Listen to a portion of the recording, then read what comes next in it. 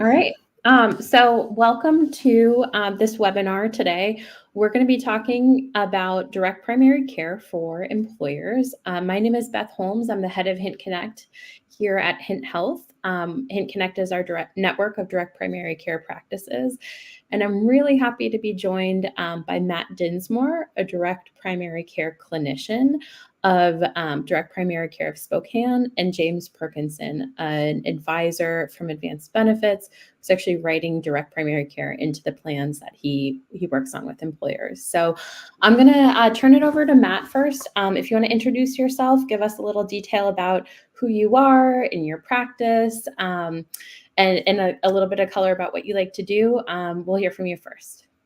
All right. Yeah, thanks for the introduction, Beth. So as she said, my name is Matt Dinsmore. I'm a nurse practitioner.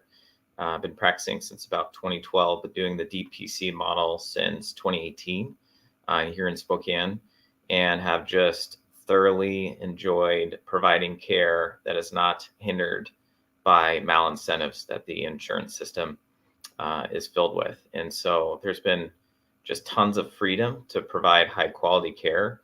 And originally, when I opened up direct primary care, was to really advocate on the behalf of providers to be able to provide the care that they felt called to give. And have just seen that the model of direct primary care really fosters the relationships between providers and patients and gives them the ability to deliver what I call relationship-based medicine, which is where you actually can develop relationships with people and help determine what your role can be as a provider and being their medical advocate, within the community. And so it's just been a privilege to be part of the community, partnering with Hints and other ecosystems to kind of change the model, change the thinking a little bit, and reorientating care back between the provider and the patient.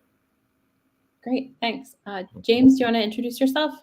Yeah, so James Perkinson, I work with Advanced Benefits. Our office is here out of Coeur d'Alene, Idaho, beautiful spot. And today, actually, I found out this morning is National Idaho Day, so kind of fitting from that standpoint. But so my role really is working with employers to help offer employee benefits for their employees. And so, in this context here, one of the things we talk about is access to care. And so learning about direct primary care, meeting with Matt and his team, being able to offer a unique benefit that a lot of employers are catching on to, I would say, but haven't quite adopted it yet. This is one of those things that can truly set an employer apart when it comes to hiring and recruiting, to be able to say, we have direct primary care and we have somebody who's going to take care of you.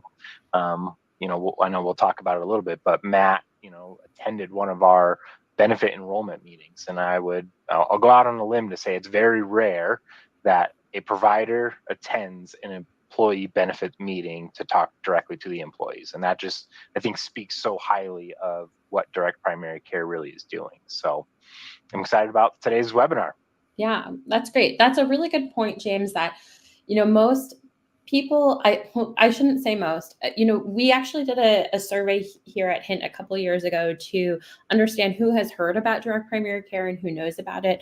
And what we found was that a large percentage of people have never even heard of direct primary care. So I think it's catching on, especially in the employee benefit space. But I would love for Matt to start giving us an overview about what is direct primary care. Can you talk about how the care that you provide for your patients, whether they're patients who work with you directly or through employers, differs than the primary care experience that most people have in a fee-for-service system, like at a primary care doctor that they'd find in their community that's billing claims and maybe part of a larger system? Sure. Yeah. So a lot of times what I say is it's so simple, it's almost complicated. So with direct primary care, it's a monthly membership fee with unlimited services included within that fee. So it's kind of like a gym membership, right? You pay one monthly fee, and then within that gym membership, you can go in 3 times if you want in the same day. You're not charged per rep on the dumbbell or per mile on the treadmill, right? It's like unlimited access to the gym. So in the same way, It's the same approach with primary care. Somebody pays a monthly membership fee, and they could come in 3 times in a day if they wanted to, or 3 times in a week. And there's no additional fees. There's no co-payments. There's no deductibles. Those are insurance things. We're outside of the insurance fee for service model. So within that model, we don't also ticky-tack charge per rep on the dumbbell, right, or per mile in the treadmill. So if we can suture up a wound, we do that, and that's included within the monthly membership fee. All of our labs done in-house, so think like a flu swab or strep test or urine analysis, that's included within the monthly membership fee. So it really reduces the barrier, the fear that people have when they come in wondering, what is this going to cost me? You already know what it's going to cost you. It's going to be $0 additional to your monthly membership fee.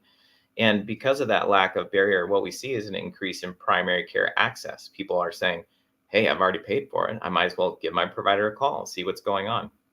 So there's some liberty in regards to like simplicity in the financial model, right? It's just really, really simple. And when I would say kind of outside that, when we're not charging on a fee for service basis, and we're not trying to justify to an insurance company that we provided medical services and that we check so many boxes, what we can do is be really original and free to provide services in a way that is providing the highest quality care.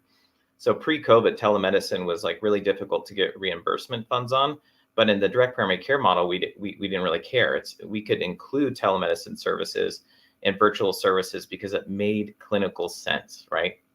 We didn't have to bring people in to talk about normal labs in order to charge for it.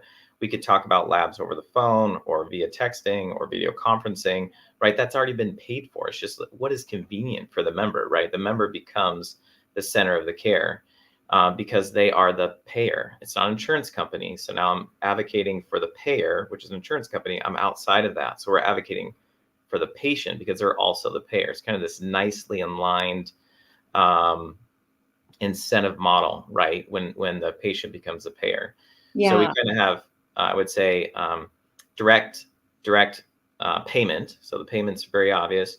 And then direct care, the model is between the patient and the provider, and then direct access. So because under our financial model, we don't have a lot of overhead and we're not constrained by having people come to the office, our patient panel is actually is much smaller than the national average. So if you look at the national average of primary care providers and how many patients they have on their panel assigned to them, it's around 2,400 or so, given this study. So in the model of direct primary care, the average panel size is 600 for a provider, which sounds a lot more reasonable, for one person to be managing the care. So you can do some really beautiful things. Like at direct primary care, our initial appointment time is 90 minutes. And that's unheard of in the industry. Our follow-up appointment times are 60 minutes, also unheard of in the industry. When we schedule to draw blood, which we do that in the office, we schedule that for 30 minutes because oftentimes patients have an additional question, and we want to allow time for relationship building and additional questions and things that come up. Or in the fee for service model, they throw their hands up and said, hey, we didn't schedule this appointment for that, and we can't get reimbursed for that time. And so you're going to have to schedule another appointment or talk about only one thing and then come back in. Yeah, so, I think, Matt, that the point is so important because I think that, what patients are feeling right now in the system is it's hard to get an appointment. There's too many people on a panel, so it takes a long time to get an appointment. And then when you finally get there, you're so rushed. You literally sometimes can hear from a doctor, you get 2 things to talk about, or you get 3 things to talk about. Or yes. Are you sure you want to talk about that thing? Because I'm going to have to charge you more. And that is not what primary care should be. Primary care, like you said, should be relationship based. And, right. For when, like you said, this is all based on the foundation of a monthly membership. And so when it's employer sponsoring the monthly membership, they reap the benefits of employees going to the primary care doctor first because they know employees don't have the access barrier, they don't have the cost barrier, and they actually like the person, they have the relationship. So sure. Yeah. Can you tell us a little bit more about your practice, just in terms of like what it looks like? How many clinicians do you have? Like, what's it like when someone comes and walks through your doors? Yeah, I used to make a joke that because the model is different, that like we don't have essential oils like blooming in the corner with like a, you know, I don't know, a stream in the background and like weird music playing or something like that. We have aerolized essential oils here before, but it's not weird. You know, you walk in, it feels kind of very much like a homey medical clinic. You know, there's a waiting room, there's the front office staff that greet you. We have 2 exam rooms, we have a lab draw room, and a few other administrative rooms. But it feels like when you walk in kind of a normal medical clinic, I would say, just a little more personal. We have 2 providers, including myself, and our patient panel is full right now. And then what we find is there's 1 support staff for every provider in that. So we have patient care coordinators. I have a patient care coordinator that's on my team that helps facilitate care for my patients. And then our other provider, Kelly has a patient care coordinator on her team that helps facilitate care for her patient panel. So it's the 4 of us rocking it out here at Spokane. That's great. Thanks for that description. I think, you know, it's hard for people who have not experienced direct primary care to understand what it can be like to actually be able to call your doctor when you need them, you know, text your clinician and actually get a response in real time, or triage a concern after hours and actually go with a clinician who knows you, rather than either an IV or phone tree or a nurse who is just taking calls from patients from a lot of different practices. Right. So James, I would love to hear from you about, you know, what are some of the challenges that you're seeing in the employers you support that can be solved through direct primary care? Yeah, great question. I'll say Matt had a great analogy of the gym, and you're not charged per rep that you're doing there. You know, one of the things that we try to be very proactive in, and we put this into the benefit guides for our employers, is getting engaged with your primary care. You know, go see, in the traditional model, we say go see your preventative exam, you know, with your primary care provider.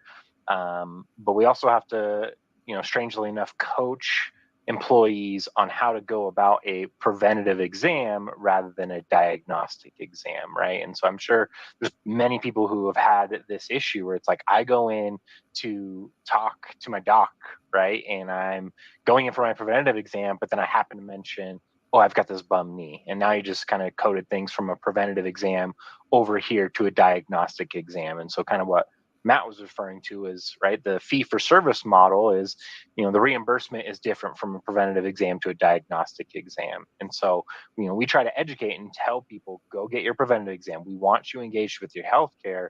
But at the same time, it's that awkward dance of having to have that conversation and coach them on how to do that. Whereas, you know, really when we're talking about the direct primary care model, as Matt alluded to, it's all included, right? You go to your primary care at a direct primary care clinic, you don't have to worry about having a conversation that's going to potentially result in more charges. And so that's really from the employee's perspective of when they can understand that and feel comfortable with actually engaging in an unlimited setting to take care of themselves from a primary care standpoint. Now, from the employer's standpoint, right, we talk about unique benefit offering of if somebody is, let's say, sick and has like a sinus infection, they know what's kind of going on. They just need to get in to see somebody for maybe getting a prescription or something to get that filled. That's also where direct primary care, same day, next day, text, email, all these different ways to get a hold of your primary care to get what's going on with the issue. Because again, back in the traditional model of what we look at is, you know, we almost have to educate people to go urgent care versus emergency room, because in the traditional model, right, a lot of the primary cares are just saddled with employees and they're trying to see, you know, a ridiculous amount of patients every single day.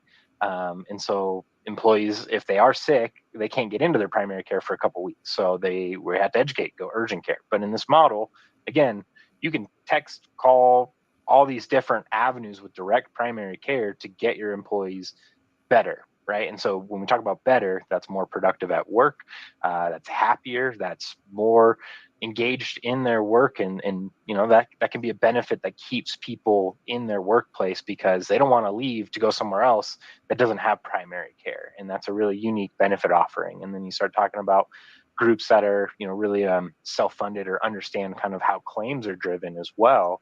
understanding some of the things that we're going to cover here about how that really engagement with direct primary care can reduce your claims cost overall when we're not sending people to urgent care, because Matt and his team can answer the phone, get those things taken care of, stitch somebody up, all these different things.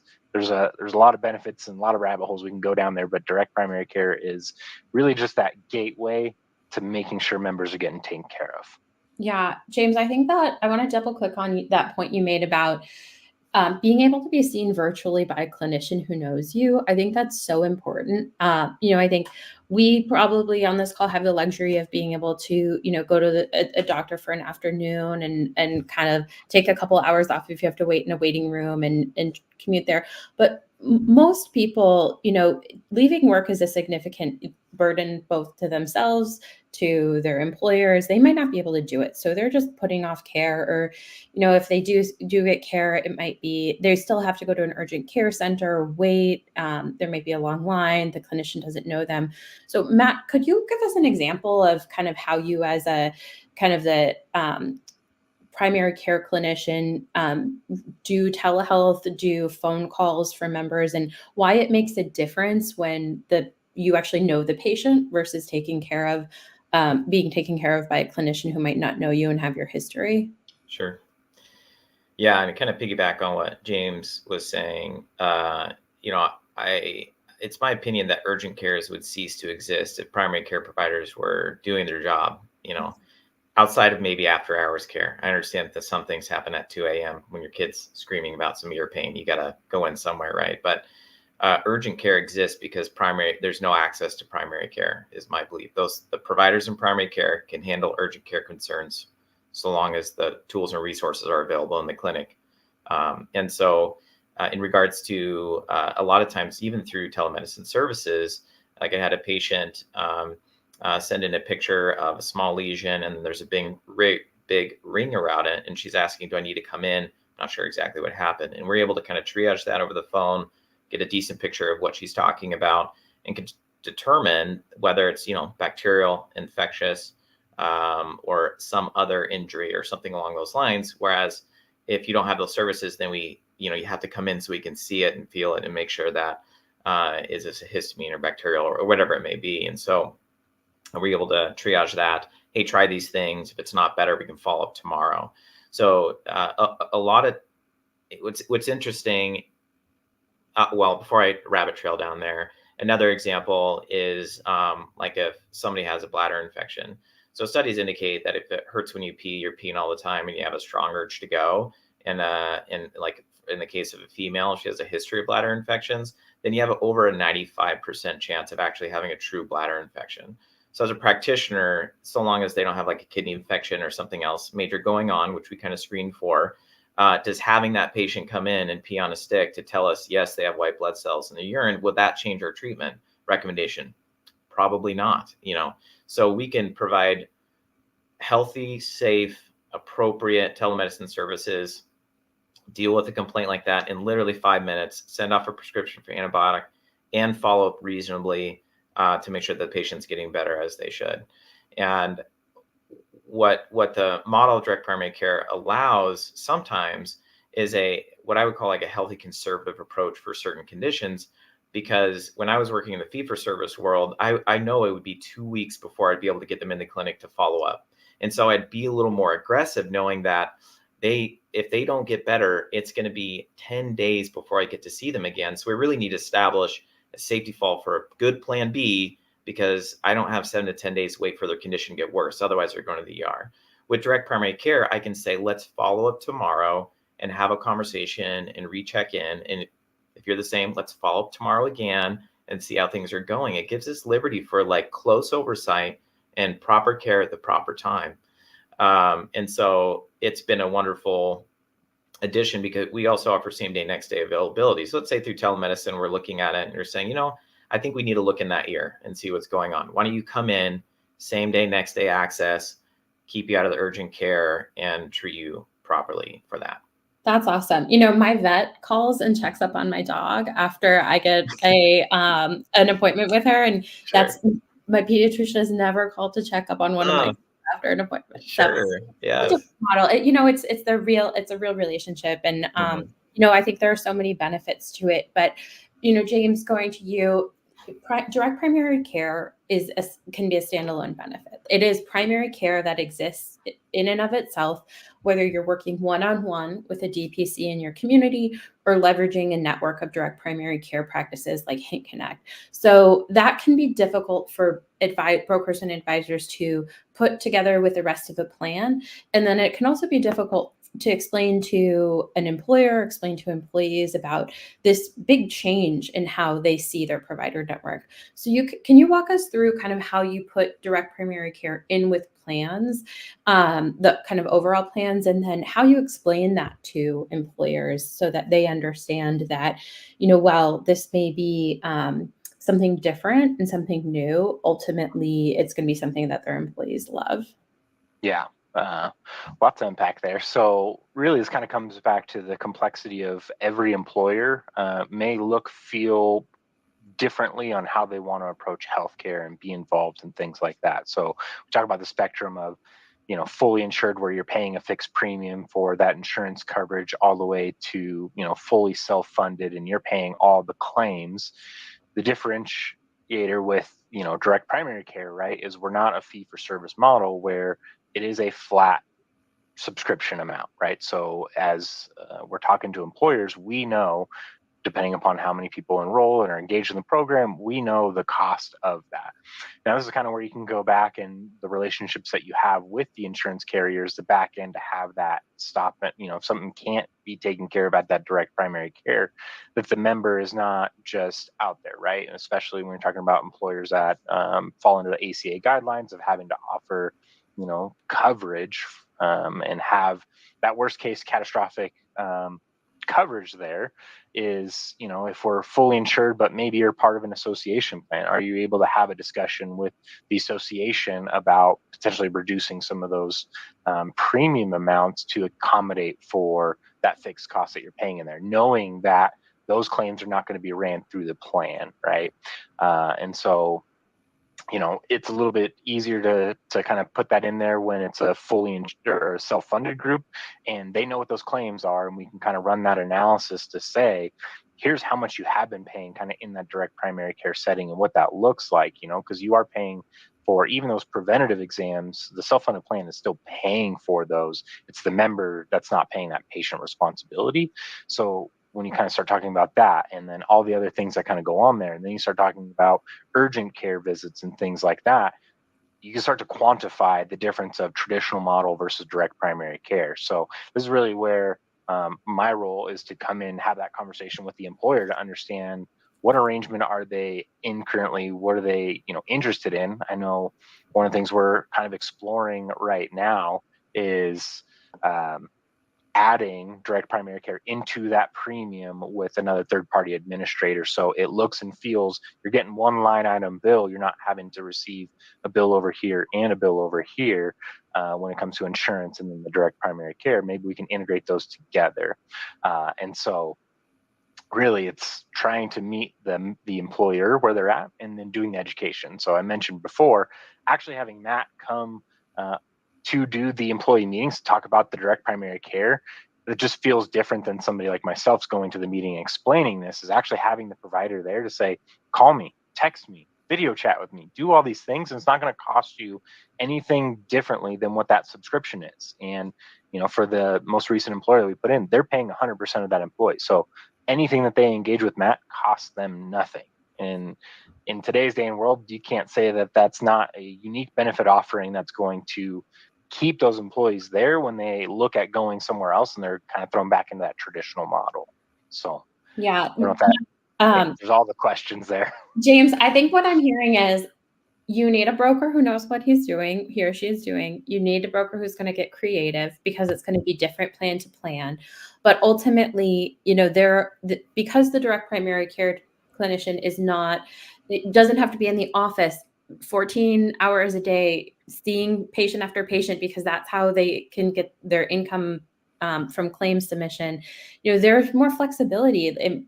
Most of the DPCs we work with on Hint Connect are eager to go to open enrollment meetings. They want to get to know where the employees are coming from. They see it as a business development opportunity themselves. And because there's that direct relationship, people are making that connection before they sign up with the DPC. So that's really cool. And, just kind of looking at these slides, you touched on the concept of, the proof of concept for ROI or for value coming back to the employer, because direct primary care is an investment in primary care. It's not the cheapest thing you can do, but cheap isn't usually high quality, and direct primary care is incredibly high quality. So when employers invest in primary care, what they see, because of the access, because of the relationship, is a reduction in claims costs driven by a reduction in ER visits, reduction in hospitalizations, outpatient surgery spend.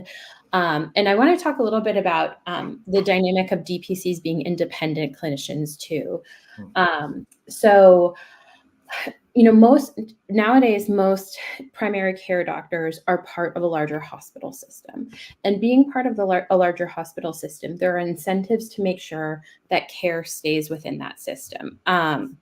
It's hard for them, like they refer within the system, and that could be a high cost system. It could be clinicians, specialists they like, specialists they don't like, but regular primary care doctors don't have a lot of time with patients. And so they're making a lot of referrals. They're making referrals into hospital-owned specialty practices, and that drives up costs for employers. There was a recent study from, I think, Harvard that showed that the more clinicians that are or PCPs that are owned by hospitals, the higher costs are in the market. So all DPCs are independent, and they can refer wherever the plan wants them to refer. So when we have brokers like James who are putting together creative packages, cash-based specialty care, narrow networks, the DPCs can respect those plan rules.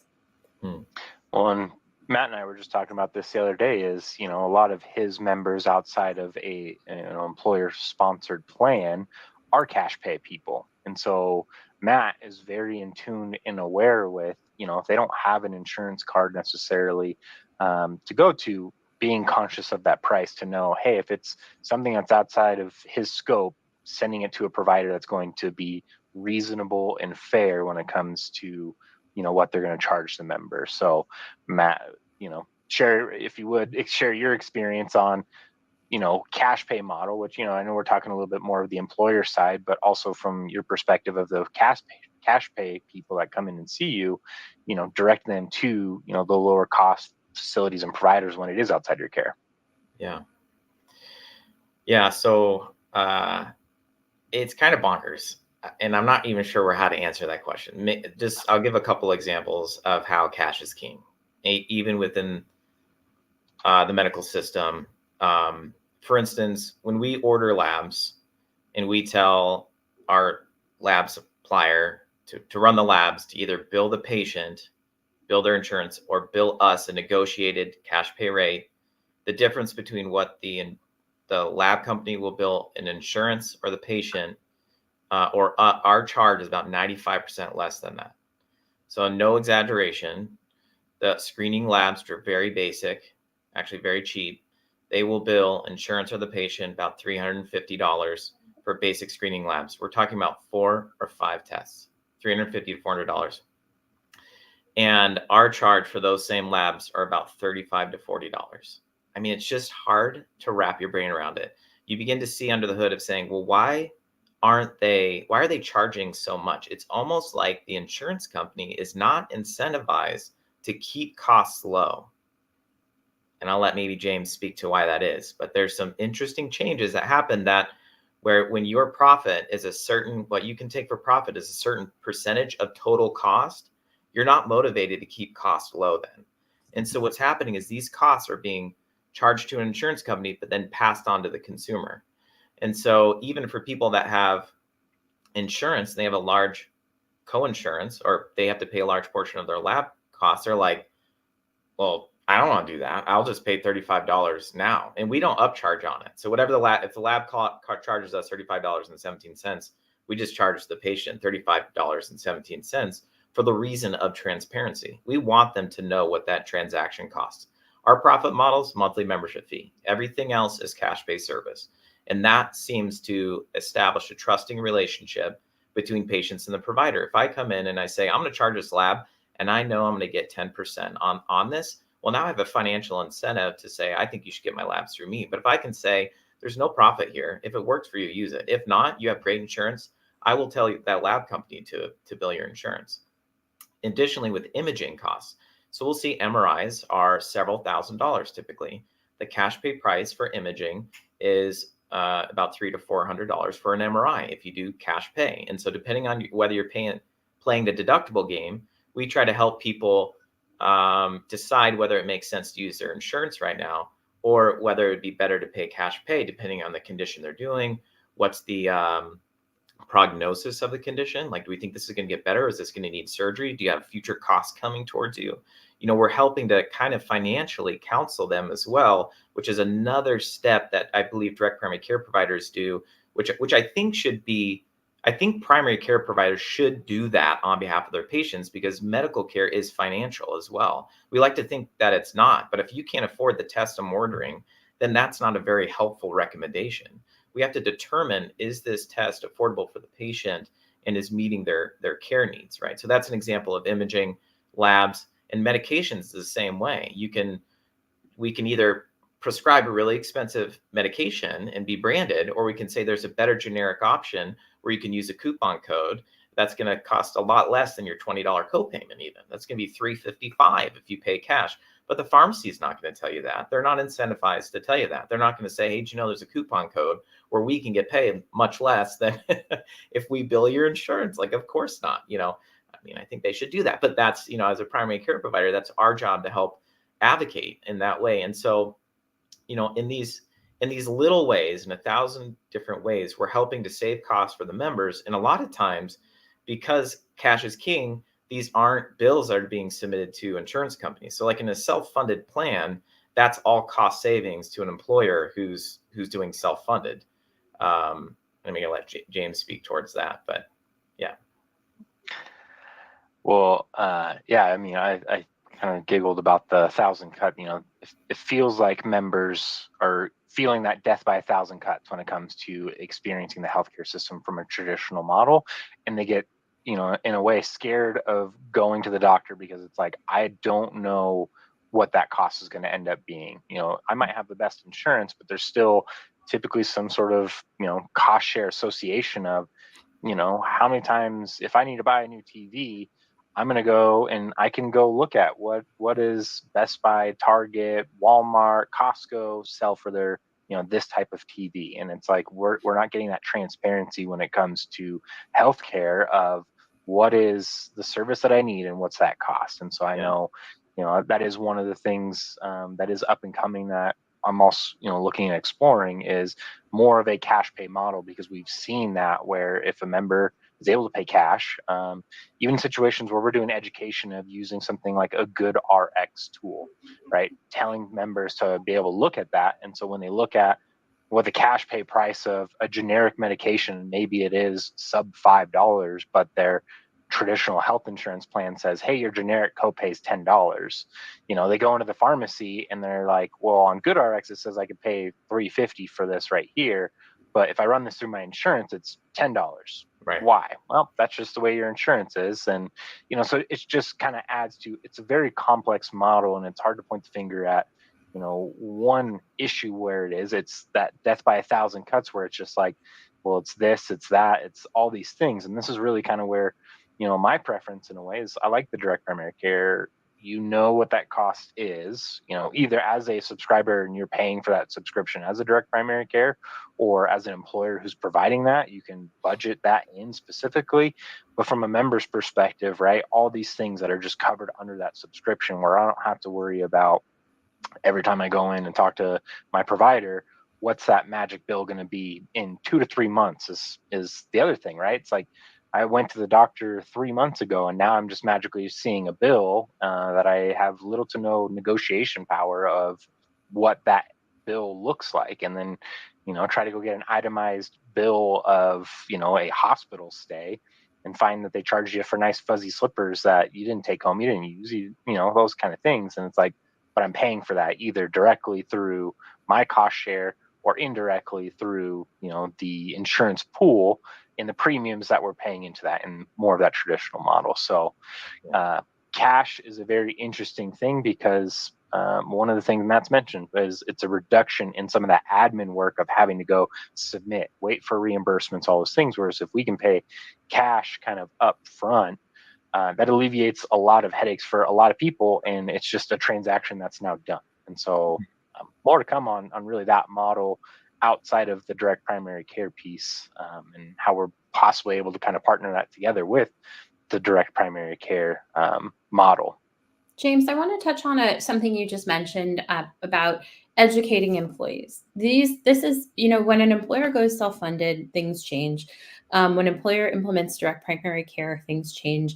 We recently implemented an employer in your area with Matt and other DPCs in the area.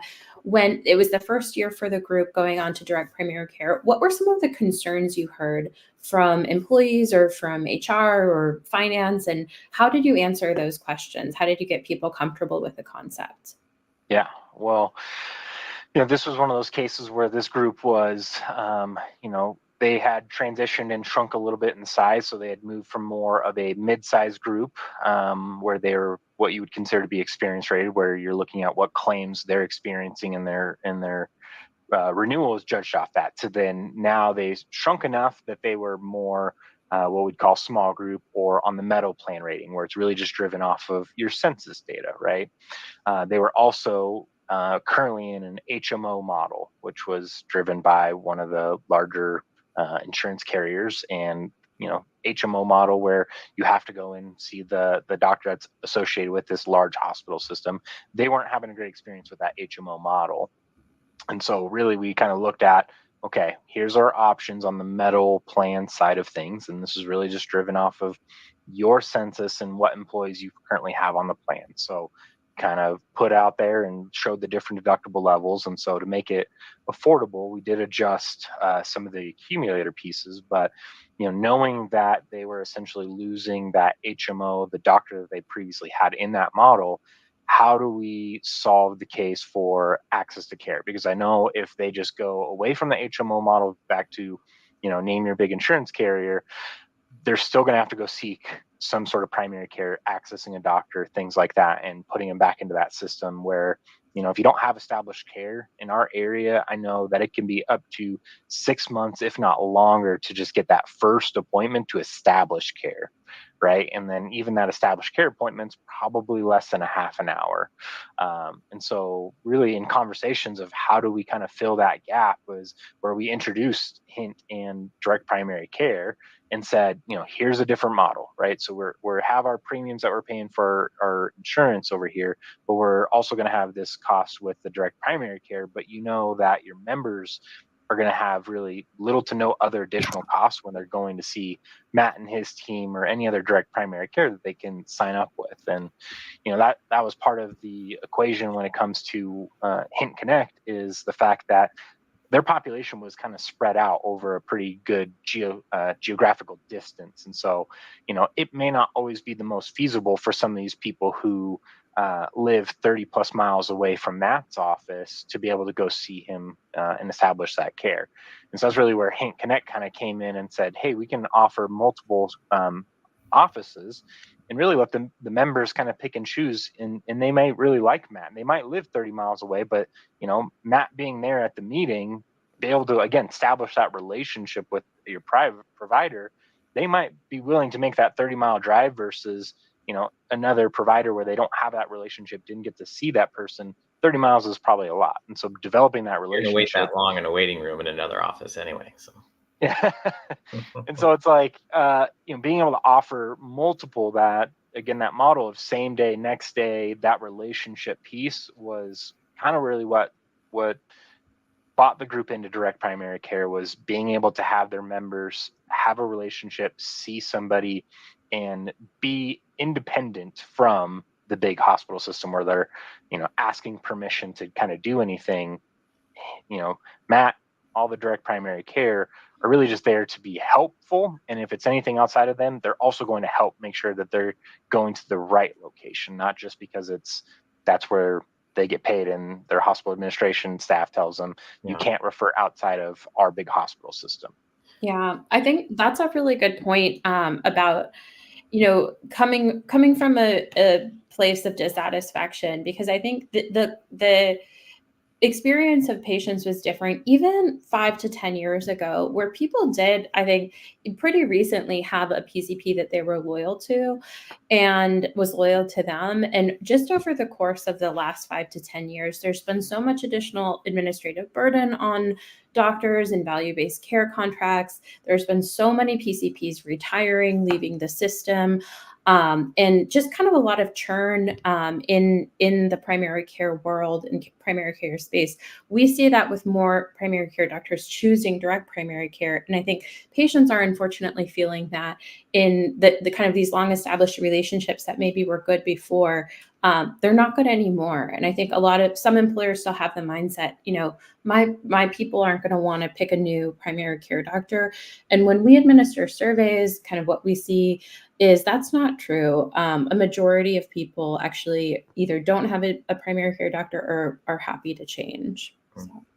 I think there's just even the water cooler talk of, you start getting a couple people into Matt's office and they start ranting and raving about how great his team is. They go back to the office and say, hey, this is a totally different experience. That changes the game, both, culture wise, but also more people want to go see Matt because they had such a great experience with that direct primary care that you're just not used to in that traditional setting. Yeah.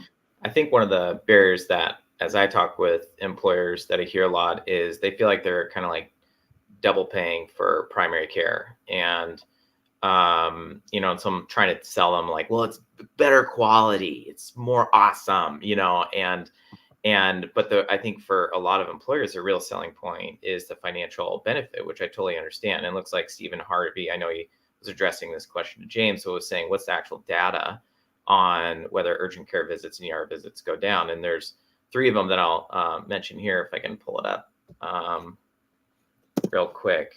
Oh, I had it pulled up. Okay. So one of them was a study for the Burton employers, a case study of 100 employees. And they found that they had direct primary care and non-direct primary care employees.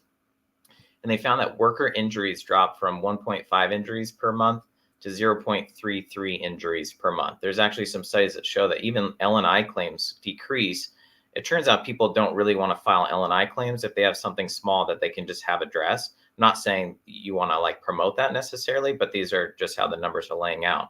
They found that ER visits for 100 employees went from 15.1 for non-direct primary care employees to 1.4 for direct primary. That was 10 times less for those in the direct primary care community. In another study, which had 205 enrolled lives, they found that the total overall cost reduction was about $154 per member per month when they compared direct primary care to non-direct primary care employees.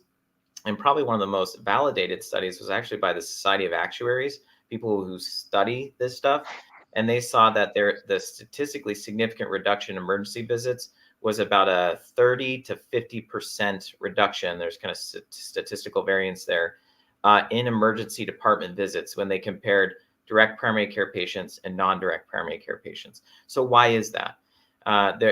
My opinion is that we know that based on a large government study, when you have more primary care providers per population, they find that population lives longer and has healthier lives. So there's this interesting impact of just primary care access on longevity of life and quality of life. But the other wrinkle to that is maybe assumed is that, well, that is determined on access. And what I find, at least in Spokane, and I know this is in other locations, is that you can have the best provider in the world, but if you don't have access to them, they're not really worth a lot. And so with direct primary care, it just moves out all the cumbersome burdens to having access to your primary care provider to where they're a text away, or I can get in there same day, next day for an urgent care concern. And so the power of direct primary care is multiplied. I've often heard it said that direct primary care is 10% of the medical cost or maybe less, but primary care providers control about 80% of the cost, right? It funnels through direct primary care or your primary care provider. So if we're doing our job, our goal is to keep people out of ER. And honestly, that aligns with the goal of most people. They don't want surgeries. They don't want to go to the ER. They don't want major expensive things. So if we can help implement things that are more conservative and cost effective, oftentimes that benefits the patient. And that's my conclusion about why we see such a reduction in ER and urgent care and surgeries and hospitals length stays.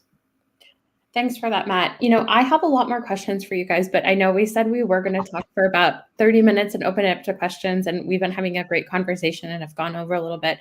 So to those of you watching out there, I'd like to offer, if you have questions, put them in the chat. We're happy to answer them. So pull them through. Haley will put them up on the screen for us. In the meantime, while we wait for questions, if any come through, I'd offer this to either of you. Are there certain employer groups that are good matches or bad matches for DPC? Like who is DPC for if you're an employer and you're like, is this for me? James, do you want to start with that one?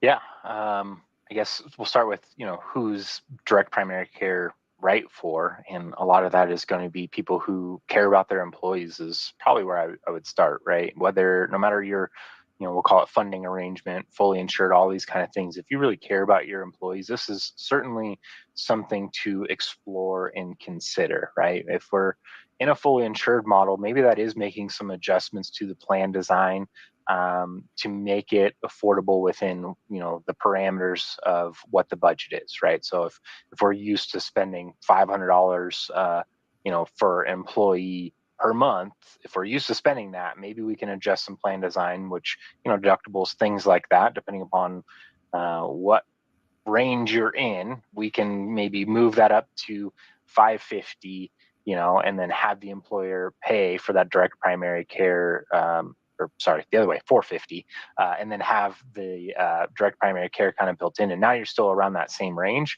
But again, I go back to just the experience of an employee in that direct primary care, being able to have the employee, if they are sick, that they're able to contact, Matt, same day, next day, get the care that they need, whether it's a quick prescription that is going to, kick them back into being healthy, getting back to work, all these other things.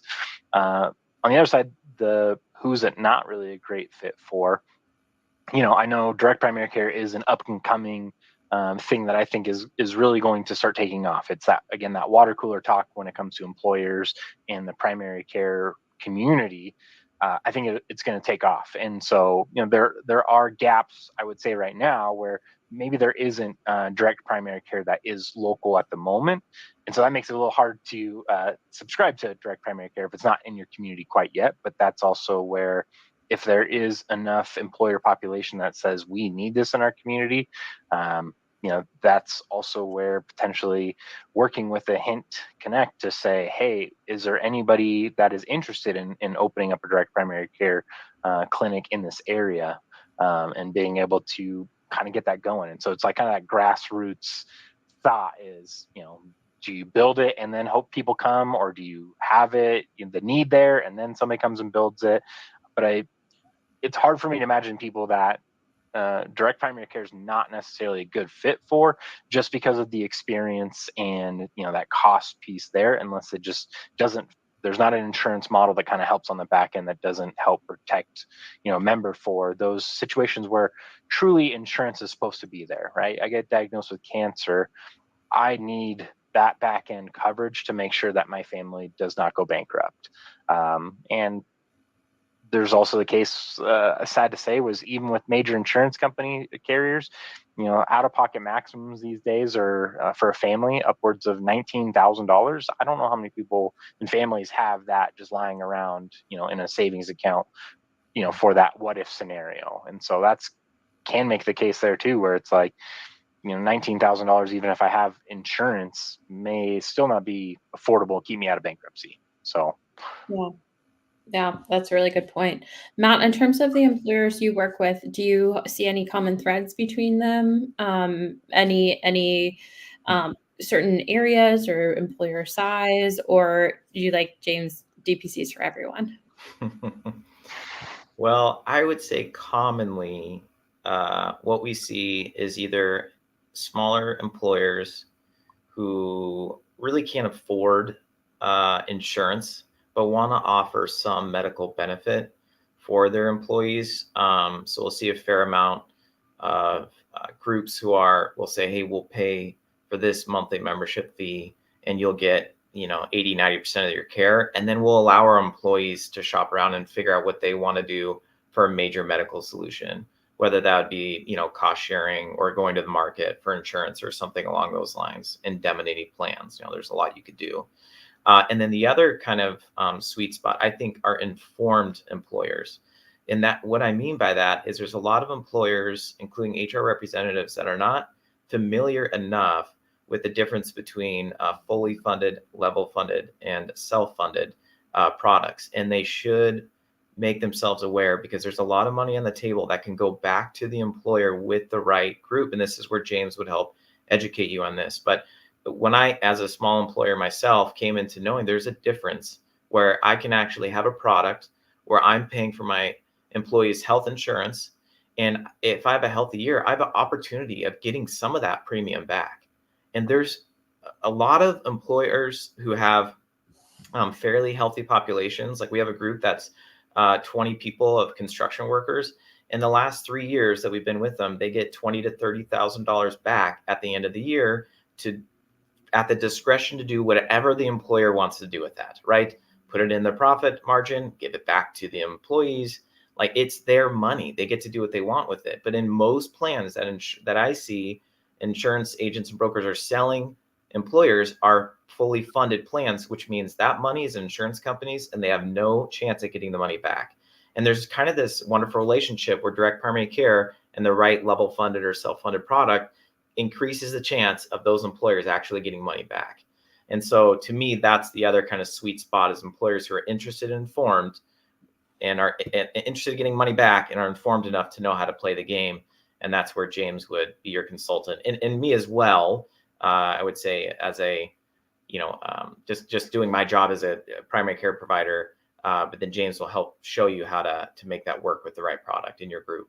Yeah, I think that's a great point, Matt. And I think there's just no shortcut to getting people healthy. Like, there are so many point solutions. There's so many Band-Aids because there's not strong primary care in most plans. And direct primary care is an amazing complement to level funded and self-funded plans, because it addresses root cause issues, because you have the time, you have the education, you have the setup, you have the finances to be able to do it, to actually both move the site of service and get people healthier. And our data at Hint show what you say. Most employers working with, historically working with DPCs have been smaller, but as DPC grows, there's more DPC options in every community. It's growing at a rate of about 30% year over year. And we have more solutions like Hint Connect that pulls independent direct primary care clinicians together to be able to serve larger, more spread out employers. We're hoping to open that up to more employers of every size, and like James says, who really care about their employees. I don't think we have any more questions, so I would like to turn it over to Matt and James. Are there any final thoughts or kind of parting words that you'd have that you want either DPC clinicians, employers, or other brokers to know about implementing direct primary care with employers? Matt, I'll let you go first. Still trying to formulate my thought. I guess my closing comments, thinking about a lot of people listening are employers and HR representatives. And I guess my encouragement would be to them is that there are products out there that can help save you money and provide care that ranks in the 95th percentile. How terrible is it as a company to offer a benefit that your people hate? And that is a lot of times what health insurance is. People gripe about their deductible. They gripe about what they're spending out of their premium, and their company's trying to give them a benefit. It's such a struggle. But when meeting with James yesterday, he's like, we are trying to design plans where there's a 0% out-of-pocket deductible that includes access to primary care providers that rank in the 95th percentile nationally, and where an employer can feel good about the cost they're spending. And I I guess there's hope. Every year I know people are coming in with another 15% raise in their premiums. It's crazy. But I think there are products, and you just need the right broker who's interested with the right financial motivation to give you some ideas that really could change the quality of the medical benefit you're giving. Awesome. Thanks, Matt. James, how about you? I'll echo some of that in just the sense of, for employers, there are options, there are choices. It's not just what are my big insurance carrier that I can purchase. There are different ways to look and go about things. And this is where, talk a little bit about the language of things of, a broker versus a consultant or advisor kind of things, right? And, and there's fitting needs for each one of those, right? Direct primary care may not fit the right employer, just the same as, from my perspective, when I hear broker, in a way, I think that that's just somebody who kind of puts two entities together to make a deal, and then they kind of just walk away from it. And that there is a place for that if that's what fits for those groups. But I also think that there are more consultants, advisors who are going to be more proactive, who are going to walk people through situations like direct primary care, talking about how maybe a level funded plan might be really great because you're not at risk for those high dollar claims and big sweep if that happens, but you're able to get kind of a dividend back if your plan runs well. And if you have direct primary care kind of embedded in there, I think there's a pretty good chance that you're going to run a lot better than if we still just subject people to the big hospital systems and things like that. And in a way, it's a very complex thing in who's driving where that care goes, and that a lot of that's driven off of who your primary care, and for the brokers and consultants and all those things that are out there, it's there are solutions like this. And I know that it can be a very daunting task with all the different options that are out there, but I think that there are a lot of employers that are starving for this type of information because they want solutions. This is one of the top expense items on a company's P&L, and there's a lot of employers that don't just want shop the market, negotiate, do those kind of things. They want some proactiveness that in hand enhances their employee benefit experience to increase the culture in the company and things like that, to be a healthier workplace. And so, my big thing that I like to do is let's develop a multi-year strategy, because what might not, work today doesn't mean that that can't work 2 years from now. And one of the things we talk about is education, right? So if our goal is we want to implement direct primary care in a year or two, let's start building some education and some thoughts around how we can educate that to employees. So when we roll that out, they're ready to engage. They're knowledgeable about this and how to go about this. And so it's not just the 1 year, here's your renewal, I'll see you again next year, those kind of things. Like, let's talk about multi-year planning, because you go to most companies, they probably have a multi-year plan when it comes to their business or organization. So why not have a multi-year plan when it comes to one of the largest expenses on your P&L? So Yeah. there are options. There are options. There are great options out there. Thanks to people like Matt who are, changing the healthcare system. So I think this is a great place to end. I really want to thank you guys for coming on today. For the people who are out there watching it, either live or after, please feel free to reach out to James, Matt, or myself with any questions or follow-ups, and we'd be happy to dig in deeper with you. So thanks, guys. Have a great weekend, and enjoy the rest of your day. Thank you. All right. Bye-bye.